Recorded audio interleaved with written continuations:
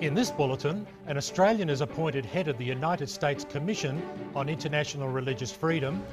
68 teenagers around Australia are chosen to learn church leadership skills. And hundreds of volunteers freeze in Sydney to bring awareness to ending poverty. This is InFocus Adventist News. Hello, I'm David Gibbons. Australian-born Adventist Dr. James Standish has been appointed to the new Executive Director to the United States Commission on International Religious Freedom.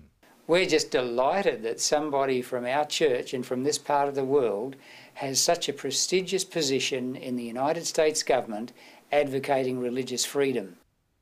The US established the Commission on International Religious Freedom 10 years ago in Washington, DC. Last week, the Commission on International Religious Freedom urged President George W. Bush to speak out publicly on religious freedom and human rights when he attends the Beijing Olympic Games. The Commission said the Chinese government has so far failed to deliver on its pre-Olympic guarantees of freedom of religion and public thought.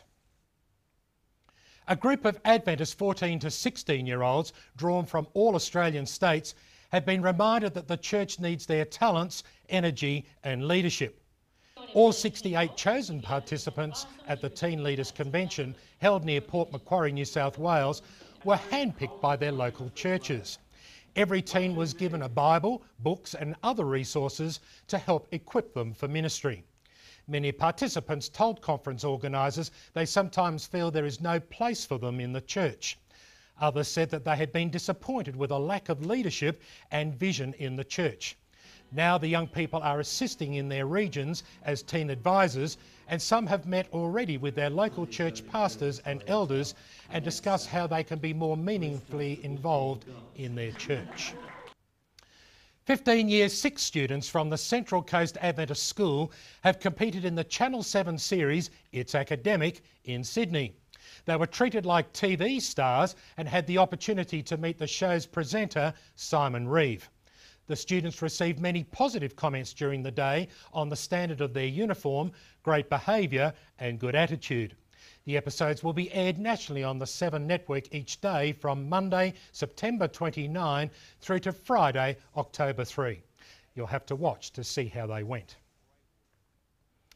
A new monthly e-newsletter is linking Seventh-day Adventist men in Western Australia, and they've just gone on their first camping trip.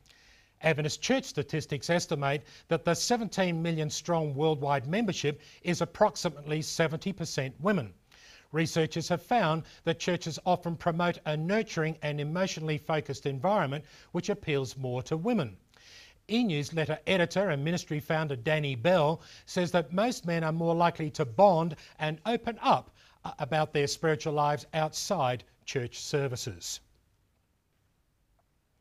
The Adventist Development and Relief Agency launched its annual appeal in Sydney with a freeze.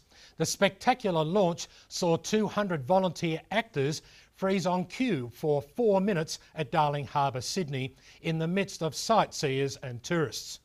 Each actor was dressed to represent a person in poverty.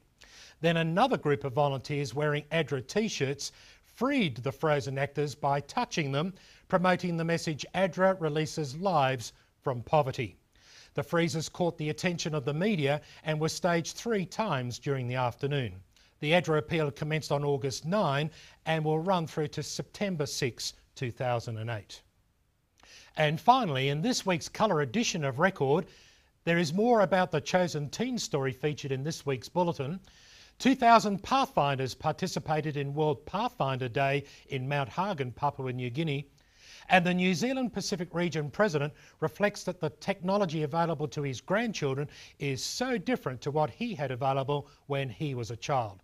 That's the news for this week. Don't forget that the full edition of InFocus can be seen on Hope TV every Friday night and again on Saturday and Sunday.